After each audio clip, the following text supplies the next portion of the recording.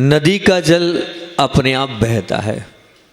नदी का जल अपने आप बहता है, बहाना नहीं पड़ता उसको, स्वयं अपनी गति से बहता चला जाता है। हवा अपने आप चलती है। ये जो हवा चल रही है, झंडा हिल रहा है, इसको आपने कोई पंखा नहीं लगाया है, अपने आप चल रही है। सूर्य अपने आप चलता है, जो सूर्य की परिक्रमा हो रही है, घूम रहा है, वो स्वयमेव घूम रहा है। सूरजमुखी का फूल अपने आप दिशा को बदलता है। जैसे जैसे सूर्य जिस दिशा में जाता है, उस दिशा में वो सूरजमुखी का फूल अपने आप को मोड़ता चला जाता है, मोड़ता चला जाता है।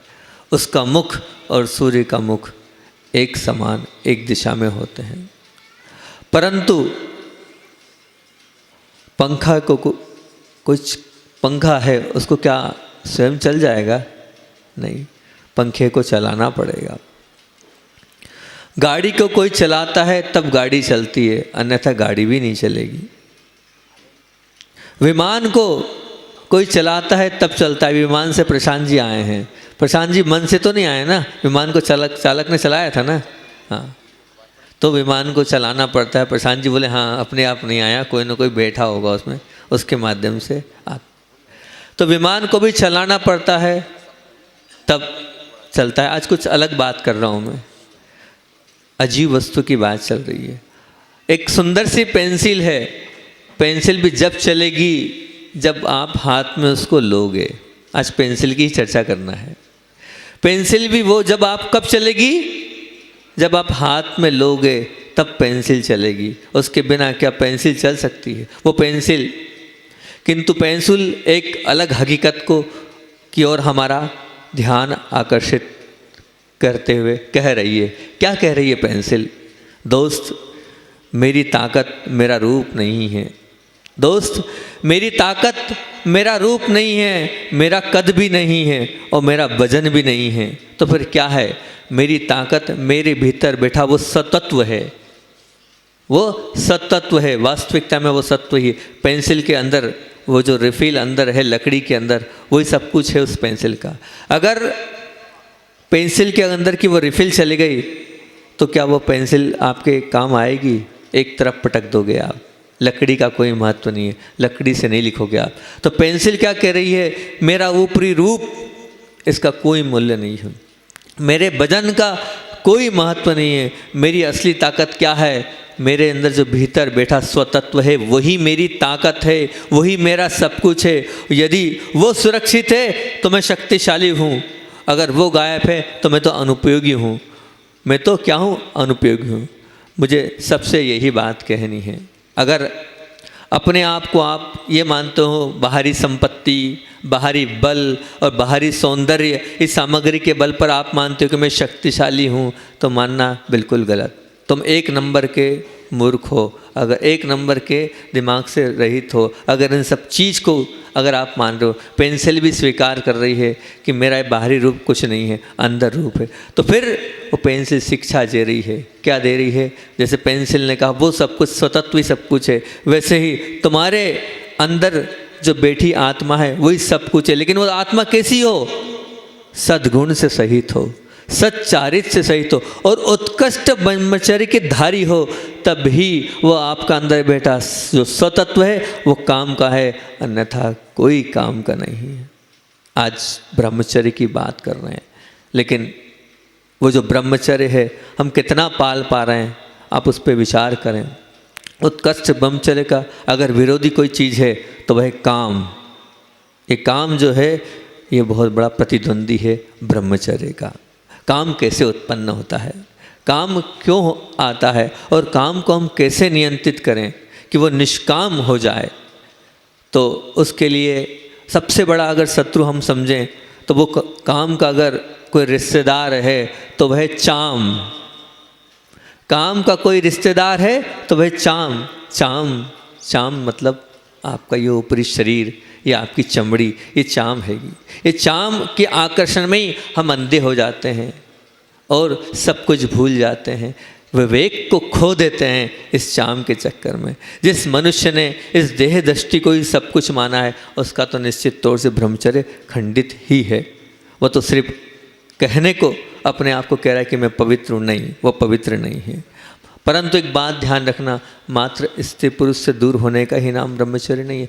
दूरियों से कोई मतलब नहीं है, अपितु शरीर की उस असुचिता पर आप विचार करें कि जिस शरीर पर आप मोहित हैं वो शरीर कैसा है, अपवित्र है।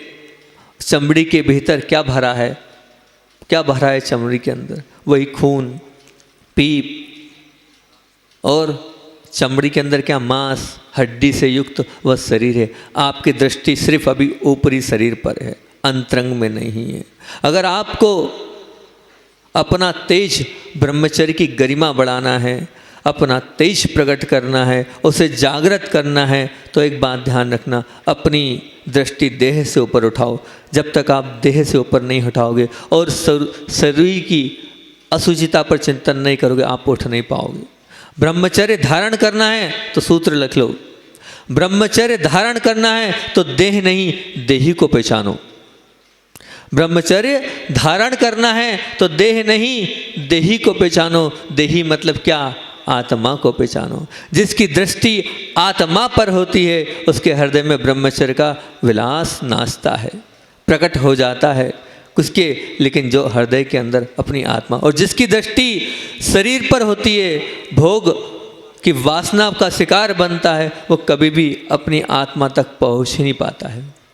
अपनी दृष्टि में आप आत्मा को लाओगे तो अपने आप चर्म से ऊपर उठ जाओगे। इस चाम से ऊपर उठना है, उसको देखो भीतर क्या क्या है। वो भीतर तो सब कुछ गंदी वस्तु पड़ी ही। एक बहुत अच्छा पुराना छोटा सा कथानक है, पहले उसको रखता हूँ, फिर आगे की बात करूँगा। बहुत नाम सुना है आपने गोस्वामी तुलसीदास का, उसके जीवन का छोटा सा कथानक है, सुना भी होगा, फिर भी बताता हूँ तुलसीदास की वो बात। और तुलसीदास अपनी पत्नी पे बहुत मोहित था, इतना मोहित था कि उसके बिना एक पल नहीं रहता था। तो तुलसीदास ने कहा, मैं नहीं जाने दूंगा तुम्हें मायके, तुम्हें नहीं जाना है। तो धर्मपत्नी ने समझाया, नहीं, वहाँ जाना ज़रूरी है। और विवाह के पश्चात पहली बार तो भेजा ही जाता है, तो अब जब आए हैं तो मुझे जाना होगा। और तुलसीदास की बिना इच्छा, बिना मन धर्मपत्नी अपने भाई के साथ मायके चली गई। अब इधर तुलसीदास पीड़ित हैं, धर्मपत्नी की याद में आकुल व्याकुल हैं। और आकुल व्याकुल तो ही, तेज पानी गिर रहा है, चारों ओर पानी ही पानी है, उनसे रहा नहीं गया और वो अपनी ससुराल की ओर मुड़ गए। देखा कि नदी उफान में है, चारों ओर पानी ही पानी है, अब मैं कैसे जाऊं? पर जो अंदर की जो लालसा होती है ना, वो कुछ नहीं देखती है। नहीं, मैं तो जाऊंगा चाहे मेरी जान चली जाए, मुझे तो जाना है, उसके पीछे पड़ना है। और वो गए, योग संयोग से बिजली चमकी, उन्हें एक लाश, उन्हें एक पटिया सा लगा जो वहाँ से आ रहा था। उस पट्टी के ऊपर सवार हुए वो और अपने को उस पार पहुँचा दिया। योग संयोग की बात थी कि फिर बिजली चमकी तो देखा, अरे ये तो लाश थी। लाश की क्या थी, क्या बोलते हैं उसको? अर्थी थी। और उस पर अर्थी पर मैं बैठकर लाश के ऊपर बैठ के आ गया। काम कुछ नहीं देखता है कि क्या था क्या नहीं था। उनने फिर देखा और फिर अपने ससुराल की ओर बढ़ गए। जब वहाँ पहुँचे तो अब इतनी रात को 12 बजे क्या करूँ मैं, कैसे जाऊँ मैं? फिर देखा ऊपर की खिड़की उजाला है, उजाला है तो कुछ ना कुछ होगा, चलो पीछे से चलते हैं। पीछे पहुँचा। अब पीछे पहुँचा तो बस वो खिड़की और धर्मपत्नी दिख रही थी और कुछ नहीं दिख रहा था। उसके अलावा क्या है क्या नहीं, उसने सोचा बस ये रस्सी टंगी है और रस्सी से वो ऊपर चढ़ गए। ऊपर पहुँचते हैं, जैसी धर्मपत्नी देखती है, आप आए कैसे यहाँ? बोले आपने तो व्यवस्था करी थी, पीछे रस्सी लटकी है। धर्मपत्नी ने उजाला करके देखा, सांप लटका हुआ था। क्या लपटा था? सांप। एक काम की पीड़ा ऐसी होती है कि कुछ नहीं देखती। सांप के सहारे तुलसीदास जी ऊपर पहुँच गए। और पहुँचे, धर्मपत्नी ने पूछा, यहाँ आए अब आप इतने पानी में कैसे आए? बोले नदी थी, अब नदी में उफान तो था, मुझे लगा कि पटिया है, बाद में देखा तो लाश की अर्थी थी, उस अर्थी के सहारे यहाँ तक आया। तब धर्मपत्नी को लगा कैसे भोगी के साथ किसी कामी के साथ मेरा विवाह हुआ है। तो मोटिवेशन के लिए एक लाइन बोली, सिर्फ एक लाइन। उस लाइन के बाद वो तुलसीदास जी गोस्वामी तुलसीदास बन गए। खूब समझाया। उनने कहा जितना आप मेरे पीछे पड़े हो, अगर अपने बैठे अंदर राम को अपनाओ, इस काम को छोड़ो, तुमने राम को भूलकर मुझे अपनाया है। अगर सच्चे स्वरूप में तुम राम को अपनाते तो तुम्हारा कल्याण हो जाता है। जितना स्नेह तुम मेरे से कर रहे हो उतना अपनी आत्मा से स्नेह करो, तुम्हारा कल्याण हो जाएगा। जैसे ही वो बात सुनी, सुनते ही तुलसीदास जी को वैराग्य हो गया और वही तुलसीदास फिर बाद में गोस्वामी तुलसीदास बन गए। ऐसी बातें आप लोग भी कर सकते हैं ताकि कहीं ना कहीं कोई ना कोई मोटिवेशन मिल जाए, कोई ना कोई सुधार हो जाए। जीवन का उपयोग करो, उपभोग नहीं। क्या बोल रहा हूँ मैं?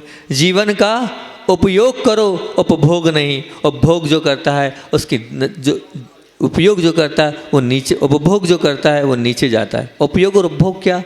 जैसे मान लो कड़वी तुम्बी है, उस कड़वी तुम्बी का आपने उपभोग किया तो क्या होगा पता है आपको? क्या होगा? डिसेंट्री हो जाएगी, यहाँ तक कि ऊपर जाने तक की नौबत आ सकती है अगर कड़वी तुम्बी का आपने उपभोग किया। और उपयोग क्या?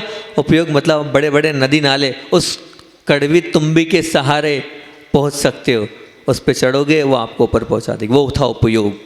तो ये जीवन मिला है, इसका उपयोग करो, उपभोग नहीं। जिसने उपयोग किया है वो बहुत आगे बढ़ गया, लेकिन हम उपभोग कर रहे हैं। उपभोग कैसे कर रहे हैं? हर तरह से उपभोग कर रहे हैं, अपनी आँखों से, अपनी कानों से, अपने शरीर से। किसी बात कर दी महाराज जी ब्रह्मचर्यवत तो तब खंडित होगा जब एक दूसरे से संबंध बनाएंगे, नहीं, गलत बात।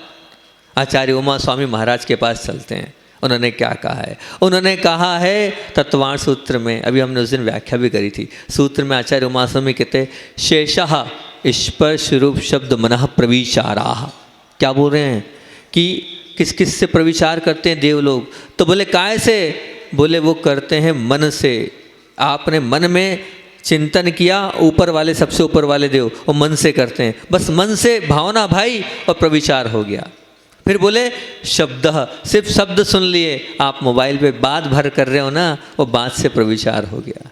संबंध नहीं बनाया आपने, घंटों घंटों, 2-2 घंटे, 3-3 घंटे आप बात कर रहे हो, वो 3 घंटे प्रविचार कर रहे हो आप, ये मान के चलना। मात्र शारीरिक संबंध से ही कुछ नहीं हो रहा है, वो 3-3 घंटे। अभी मैंने देखा आजकल की बच्चे जो लोग हैं वो 2-2, 3-3 बजे सोते हैं। बोले क्यों? वो लिख लिख के क्या बोलते हैं उसको, चैटिंग करते हैं 2-2, 3-3 घंटे। बताओ क्या है? वो एक लड़की हो तो ठीक, अनेकों बहनों से संबंध है उनके, और वही बहनें भी अनेक भाइयों को घुमा रही है, ठीक है, लेकिन चैटिंग हो रही है। ये मत मानना आपका ब्रह्मचर्य खंडित नहीं है। आचार्य उमा स्वामी कह रहे हैं यहाँ, क्या कह रहे हैं? शब्द मना। फिर क्या कह रहे हैं? रूप। अब आप ये मत मानना, यहाँ रूप लिखा है स्पष्ट। रूप जैसे ही आप देख रहे हो, देखना भी आपको ब्रह्मचर्य में दोष लगा रहा है। दृष्टि आपकी खराब है, आपने निहारा है। अच्छा श्री कहते हैं एक बार निहारना सामान्य है, लेकिन घूर कर दूसरी बार चला कर देखना पाप है। एक सहज दृष्टि पड़ जाए बहुत अच्छी, कोई बात नहीं, सहज दृष्टि पड़ गई हमारी, ऐसे हम सहजता से देख रहे हैं, लेकिन अब दूसरी बार चला कर देख रहे हो, पाप है वो पाप कर रहे हो आप, वो आपकी दृष्टि पाप किएगी। अंदर कुछ कालापन है आपके, चला कर क्यों देख रहे हो? दूसरी बार क्या देख रहे हो? सहजता से दृष्टि पड़ना अलग है, लेकिन चला कर दूसरी बार देखना वो पाप है।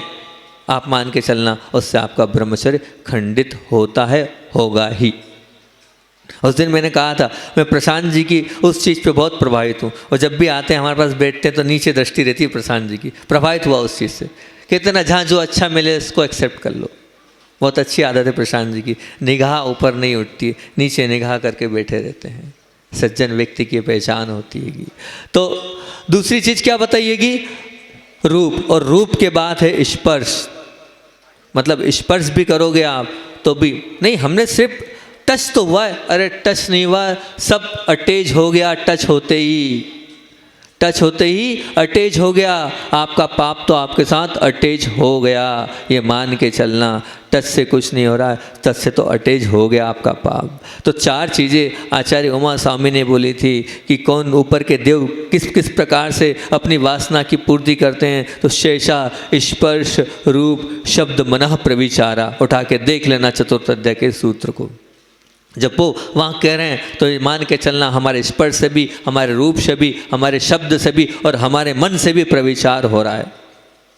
आप इन सब चीज़ों को सोचें, समझें और कम करें, यही भावना है। अगर काम को आपको नियंत्रित करना है तो काम को नियंत्रित करने के लिए क्या करना है, तो क्या करें, आप साधना की ओर अग्रसर हो जाएं। नहीं हो पा रही है महाराज जी साधना, नहीं, ये तो गलत बात है। नहीं हो पा रही है तो कोई बात नहीं, निष्काम नहीं हो सकते हो आप तो कोई बात नहीं, अपनी दिशा निश्चित कर लो, आप अपनी दिशा नियोजित कर लो। नियंत्रण विहित जीवन नहीं जियो, उस पर अंकुश लगाओ। अंकुश कैसे लगाएं? विवाह पद्धति हमारे यहाँ है, आप विवाह करो, अपने आप को विवाह के साथ बांधो। और महाराज जी ने भी कहा था स्वादार संतोष व्रत को ग्रहण करो। यहाँ बेटे कितने लोग हैं जो अपने दाम्पत्य जीवन में किसी भी प्रकार का दोष नहीं लगा रहे हैं। विचार करो आप, ये चारों चीज़ों को रखना, स्पर्श रूप, ये स्पर्श रूप शब्द मना प्रविचारा, आप कितने दोष लगा रहे हो अपने ब्रह्मचर्य में, आपके दाम्पत्य जीवन में। यहाँ बेटे बहुत से लोग हैं जो विवाहित भी है, महिला भी है, पुरुष भी है। विचार करें आप, आज ब्रह्मचर्य को मनाने यहाँ बैठे हैं, क्या हमारा ब्रह्मचर्य पल रहा है? क्या हम स्पर्श से, रूप से, शब्द से और मन के प्रविचार से बच रहे हैं? विचार करना। स्वाधार संतोष व्रत की महाराज ने परिभाषा बताई है, वो तब होगी जब आप उसको अंतरंग से पालोगे। पूर्व के संस्कारों का विनाश हो रहा है, आज पश्चिमी सभ्यता आगे आ रही है, वो हमारे पर हावी हो रही है और ये यौनाचार का बहुत बढ़ावा मिल रहा है। अभी महाराज जी ने उसका नाम भी बताया था कि क्या बताया था वो नाम, क्या लिव इन रिलेशनशिप, ये है ना नाम। क्यों बढ़ावा मिल रहा है? क्योंकि हम पश्चिमी सभ्यता की ओर आगे बढ़ रहे हैं और कानून भी छूट दे रहा है। कानून कहाँ है, किस प्रकार से कानून उसका सहयोग कर रहा है? लेकिन आप लोग तो हैं, आप लोग आवाज़ उठाएं। इस प्रकार का कोई भी अगर कार्य होता है तो आप उस पर बिल्कुल खड़े हों, तब तो आपका जैनत्व आपके साथ है, आपका धर्म आपके साथ है। ये जो इच्छाएं हैं ये कभी पूर्ति नहीं होती। काम को तो आचार्यों ने खांच की बीमारी कहा है। खांच मतलब क्या? खांच से जितना आप उसको खुजालोगे उतनी वेदना, उतनी पीड़ा और बढ़ते चले जाएगी, पर फिर भी आप संतुष्ट नहीं होगे। इसी प्रकार इस काम को अगर आपको संभालना है, उसको अपने जीवन से निकालना है, तो ध्यान रखना 2 प्रकार के मलम लगाओ। 2 प्रकार के मलम कौन कौन से? एक तो तत्व ज्ञान रूपी मलम और एक वैराग्य रूपी मलम। अगर आपके पास तत्व ज्ञान है अर्थात स्वाध्याय आपके जीवन में उतरा है तो निश्चित आप ब्रह्मचर्य को पालन कर लोगे, और स्वाध्याय होगा तो अपने आप आपके जीवन में वैराग्य होगा। स्वाध्याय और वैराग्य से आप जुड़ें, तत्व ज्ञान और वैराग्य होगा तो आप ब्रह्मचर्य से समझेंगे क्या होता है ब्रह्मचर्य। इस सूत्र को जब आपके दिमाग में उतरेगा कि क्या होता है शेषा स्पर्श रूप शब्द मना प्रविचारा, पर आपको उसको समझना पड़ेगा, और समझने के लिए क्या है? स्वाध्याय करना पड़ा। फिर बोल रहा हूँ, ध्यान रखना, इच्छाओं की पूर्ति कभी नहीं होती है, उसका एक ही इलाज है, नियंत्रण।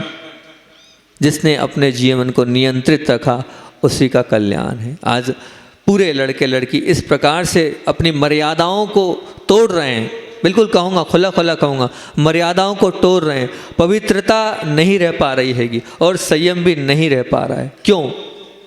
तभी महाराज जी ने बताया बच्चे बच्ची एक साथ पढ़ रहे हैं। मैं इंदौर में चतुर्मास कर रहा था। चतुर्मास में बहुत उच्च शिक्षण संस्थाओं के बच्चे आते थे और जब अपनी आप बीती सुनाते थे तो मुझे लगता था क्या हो रहा है, कहाँ जा रहा है हमारा देश, क्या संस्कार लेके हम लोग बच्चों को वहाँ भेजते हैं और वहाँ से क्या लेके आ रहे हैं। प्रत्येक बच्चा आज ये नहीं कह सकता कि मैं ठीक हूँ। कितनी बुरी स्थिति है। क्या धर्म पल पाएगा? क्या संस्कृति बच पाएगी अगर ऐसे संस्कार रहे तो? बोलिए, आप रह पाएगा? बिल्कुल नहीं रह पाएगा। आप सबसे बड़ा धन है आपका शील। अगर आपका शील नाश हो जाता है तो ध्यान रखना सब कुछ बर्बाद हो गया। शील ऐसी चीज़ है कि उस शील की रक्षा करने के लिए सीता ने ऊपर से देवों को बुलाया, अंजना ने से ऊपर देवों को बुलाया। शील की रक्षा करने के लिए ऊपर से देवों को पंचांग काल में भी आना पड़ेगा, लेकिन आपका शील बचे तो। जब आपका शील बचेगा तभी तो ऊपर से देव लोग आपकी रक्षा करने आएंगे। आप तो शील से दूर होते जा रहे हैं। शील नाम की चीज़ नहीं बचेगी। शील को धर्म मानो, शील को धर्म मानो। आप जैसे एक उपवास को धर्म मानते हो, ऐसे शील को धर्म मानो। सब बिगड़ना चाहिए, सब कुछ बर्बाद हो जाए, पर अपना शील बर्बाद मत करना। दुनिया की सब चीज़ चले जाए पर शील नहीं जाना चाहिए। शील के प्रति आप जागरूक रहो, उसके लिए लड़ लो, मर लो, पर शील को मत गंवाना। शील ही सब कुछ होता है। और अगर ऐसा लगता है कि हमारे शील में कोई दोष लग गया है, कोई बात नहीं। हर व्यक्ति से गलती होती है।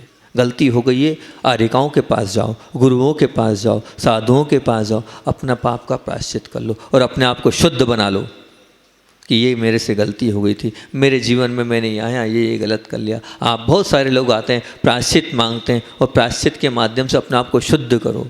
शुद्ध हो सकते हैं। गलती हो गई तो कोई बाधा नहीं, कोई दिक्कत नहीं, कोई समस्या नहीं, पर अब तो मत करो।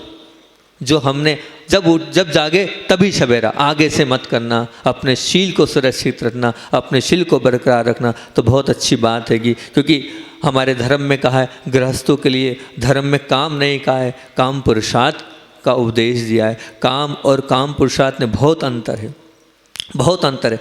उत्संग यौनाचार, जो हम उत्संग प्रक्रिया करते हैं, वो यौनाचार की जो प्रवृत्ति होती है वो काम है। लेकिन धर्म इस संबंध में क्या कहता है, इस मर्यादा के साथ जो विवाह होता है वह काम पुरुषार्थ है।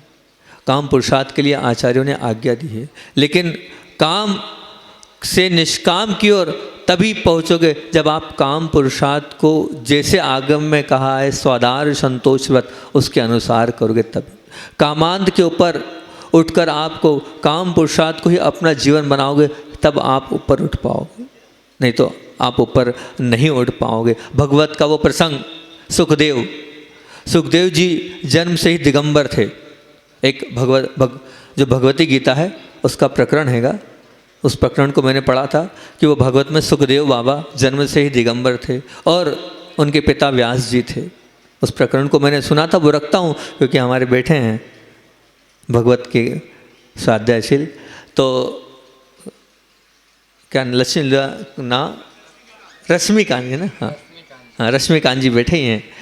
तो जब महिलाएं घाट पर स्नान कर रही थी, उनको ही देख के याद आया मेरे को, तो उधर दृष्टि पड़ी तो याद आ गया। जब महिलाएं घाट पर स्नान कर रही थी, उधर से सुखदेव जी निकले और निकलने के बाद भी वो निकल के पहुंच चुके थे। पीछे पीछे उनके वृद्ध पिताजी आ रहे थे। पिताजी उधर से निकले, वैसे ही महिलाओं ने अपने आप को संकुच किया और अपने आप को ढकना प्रारंभ किया। व्यास जी को ये बात समझ में नहीं आई। वो कहने लगे, क्यों बेटियों, अभी मेरा युवा पुत्र दिगंबर अवस्था में यहाँ से गया और तब तो तुमने कुछ नहीं किया, मेरे को देखते ही इस प्रकार से क्यों? तो जो बेटियाँ थी, बहनें थी, उनने एक ही जवाब दिया, बोले सुखदेव जी यहाँ से निकले थे, वो बूढ़े नहीं थे, वो जवान थे, लेकिन उनकी वासना बूढ़ी थी। क्या थी? उनकी वासना बूढ़ी थी। और आप भले ही शरीर से क्या हैं, बूढ़े हैं, लेकिन आपकी वासना अभी भी जवान है। इसलिए तो वो निकल गए और हमें पता नहीं चला, और आप यहाँ से निकले और हमें पता चल गया कि आप जा रहे हैं। तो आप भी ऐसे ही हैं। आप भले शरीर से क्या हो गए हैं, भले बूढ़े हो गए, लेकिन वासना से अभी भी आप जवान हैं। बहुत सारे वृद्ध लोग आते हैं 80-80 साल के, अभी साधना चल रही है। मेरे को बात नहीं समझ में आ रही, 75-80 साल की उम्र हो गई है, अब साधना अभी कर रहे हो, तो ब्रह्मचारी कब अगले जन्म में बनोगे? हैं ब्रह्मचारी अगले जन्म में बनोगे क्या तुम? बड़ी भारी है। 45-50 साल के हो गए, अब तो आपको आजीवन व्रत लेना चाहिए और अपने जीवन का कल्याण करना चाहिए। कब तक, कहाँ तक? कोई सीमा तो बांधो। कहाँ तक आप इसके पीछे पागल बनोगे? कहाँ तक उसके आगे दौड़ोगे? बताओ तो। काम से राम की ओर मुड़ो। काम से राम की ओर मुड़ोगे तो देह दृष्टि छूटेगी, और जैसे ही देह दृष्टि छूटेगी वैसे ही आत्मा की ओर दृष्टि होगी, उसके बिना नहीं होगी। फिर से बोलूँ, काम से राम की ओर मुड़ो, राम की ओर जैसे ही मुड़ोगे तो देह दृष्टि छूटेगी, और जैसे ही देह दृष्टि छूटेगी वैसे ही आत्मा की ओर आपकी दृष्टि आएगी। इस विषय को लेकर आचार्य जी बहुत अच्छी बात बोलते हैं। क्या बोलते हैं? प्रीत मैं उसे मानता हूँ, प्रीत मैं उसे मानता हूँ जो अंगातीत होता है। आचार्य जी के शब्द हैं, प्रीत मैं उसे मानता हूँ जो अंगातीत होता है, और गीत मैं उसे मानता हूँ जो संगातीत होता है। संगातीत गीत और अंगातीत प्रीत वही प्राप्त करता है जो आत्मा तक पहुँचता है, और जो आत्मा तक पहुँचता है वही यहाँ तक जा सकता है। आत्मा की बात जब ही होगी तब जब आप संगातीत और अंगातीत बनो। हमारे ग्रंथों में अनेक आख्यान भरे पड़े हैं। एक और बात करता हूँ कि एक श्रावक था, हालांकि यहाँ पर तो बहुत सारे लोग बैठे हैं, क्या पता कितने का नियम है, लेकिन अच्छी चीज़ें सुनो आप। तो एक श्रावक था, समय हो रहा, एक श्रावक था, उस श्रावक का नियम था कि मैं पानी छान कर ही पीऊँगा, और छानने के बाद उसकी बिलछलनी जहाँ से मैंने पानी छाना है वहाँ डालूँगा, क्योंकि मैं अहिंसा धर्म का पालक हूँ। मेरे रग रग में अहिंसा धर्म है, और अहिंसक हूँ तो बिना छना पानी नहीं पीऊँगा। वो अपने व्रतों का निर्वाह कर रहा था। योग संयोग की बात थी कि जिस पानी छानने के बाद जैसे पानी छाना और जो बिलछलनी थी जो रखी थी वो गिर गई, तो उसने सोचा बहुत जीवों की हिंसा का पाप मुझे लगा है, और उस छोटे से पाप को वो गुरुदेव के चरणों में पहुँचा और कहा, हे भगवान। वैसे आपने सुना तो होगा, लेकिन आचार्य श्री बार बार बोलते हैं, बार बार सुनो, कब क्या हो जाए। सुना तो होगा, फिर भी सुना रहा हूँ मैं आपको। तो वो गुरु के पास पहुँचा, प्रायश्चित दो, मेरे माध्यम से ऐसा ऐसा पाप हो गया है। वो जो बिलछलनी थी उसके पूरे जीव गिर गए। तो गुरुदेव कहते हैं कि इसका तो एक ही प्रायश्चित है, तुम भोजन कराओ। किसको? जो असीधारा व्रत को पालता है उसको। किसको? जो असीधारा व्रत को पालता है वो। तो अब मैं कैसे समझूं क्या? तो बोले कोई महिला और पुरुषों को कराओ। ये वही असीधारा व्रत है जो महिला और पुरुष पालते। वो समझ नहीं पाया, उसने अपने घर में एक भोजनशाला खोल दी। प्रतिदिन लोग पति पत्नी आते थे, भोजन करते थे। तो बोले मेरे को पता कैसे चलेगा भोजन का? बोले अपने घर के जो चंदोवा है, वो चंदोवा जब गंदा और अपने आप साफ हो जाए, चमकने लग जाए, उनके भोजन करते करते समझ लेना ये असीव्रत के धारक हैं। और तुमने जब तक उनको भोजन नहीं कराओगे तब तक तुम्हारे पाप धुलेगा नहीं। तो उन्होंने कहा ठीक है। रोज़ वो प्रतिदिन बाहर के आंगन आते थे, पति पत्नी आते, भोजन कराते, और वो अपना दृष्टि ऊपर रखता। तो ये कहीं वो चंदवा जो ऊपर है, गुरु ने कहा है कोई चमत्कार होगा, वो गंदा चंदवा साफ झक हो जाए। आगम की कथा ना कही।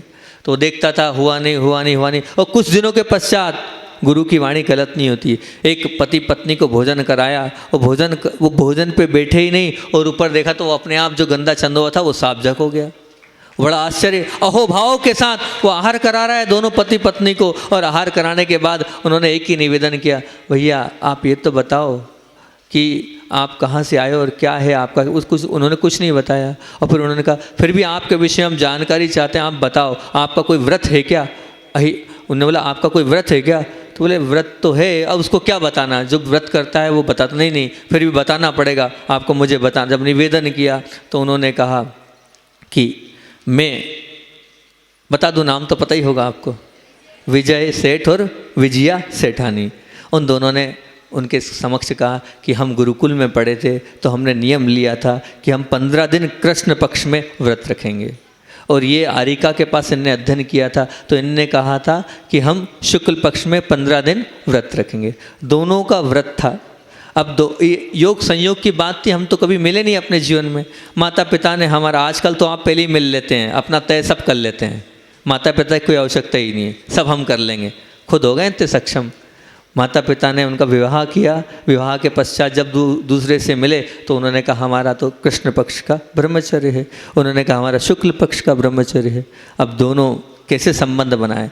तो जो विजया थी उन्होंने इनसे कहा देखो मुझे तो बड़ी प्रसन्नता है, मेरा तो अब आजीवन व्रत हो गया, मेरा तो एक ही पति है और अब हो नहीं पाएगा मेरा आजीवन व्रत। और पति से निवेदन किया आप दूसरा विवाह कर लो ताकि हमारे कुल की परंपरा आगे बढ़ती जाए। तो विजय सेठ बोलते हैं जब आपने ब्रह्मचर्य व्रत ले लिया तो मेरा भी अब आज से आजीवन ब्रह्मचर्य व्रत हो गया। अब दोनों पति पत्नी भाई बहन के समान जीवन व्यतीत कर रहे हैं। सोचो तो, युवा अवस्था, शादी इसीलिए करिए, उसको छोड़ दिया, ये होते हैं संस्कार। हम कहाँ जा रहे हैं? हमारे अंदर क्या ऐसे संस्कार है? नहीं है, बिल्कुल भी नहीं है। है क्या बताओ? नहीं है। आप ऐसे संस्कार से संस्कारित होंगे तभी कल्याण कर पाएंगे, अर्थात नहीं कर पाएंगे। बहुत सारे आख्यान भरे पड़े हैं, चाहे हम कुलभूषण का लें, कुलभूषण देशभूषण का लें, वो भी इसी प्रकार का कथानक है। और भी एक और छोटा सा उदाहरण देकर अपनी बात को समाप्त कर रहा हूँ 2 ढाई 3 मिनट में।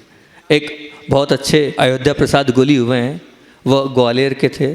उन्होंने एक छोटी सी बात कर रहा हूँ, उन्होंने कथानक लिखा कि मनुष्य नहीं, त्रियंश भी ब्रह्मचर्य व्रत का पालन करते हैं।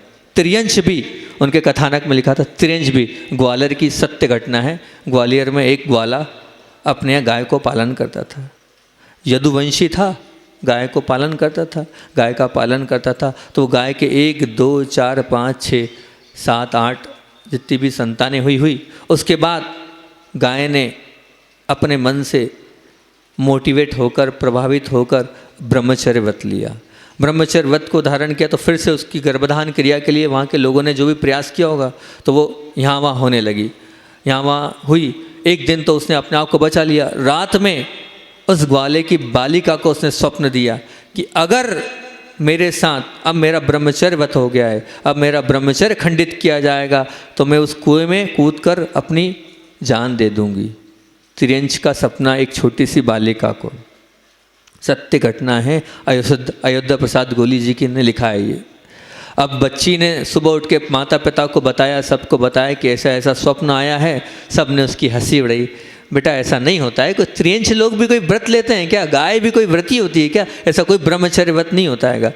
अगले दिन प्रयास किया, जब उसे लगा कि मेरे साथ गलत किया जा रहा है, मेरा व्रत भंग किया जा रहा है, उसने दौड़ी और उस कुएं में जाकर अपनी आत्महत्या करके जान समर्पित। मेरा शील भंग नहीं होने दूंगी अब मैं, क्योंकि मैंने व्रत लिया है। और उसने अपने जान समर्पित कर दी शील के लिए, शील की रक्षा के लिए।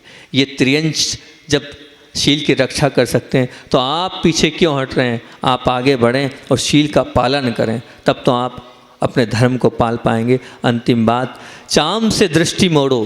लिख लो आप, बहुत अच्छी बात बोल रहा हूँ। चाम से दृष्टि मोड़ो, काम को नियंत्रित करो। चाम से दृष्टि मोड़ो और काम को नियंत्रित करो। राम को पहचानो, अपनी आत्मा रूपी राम को पहचानो। राम को पहचानो तो धाम तक पहुंच जाओगे।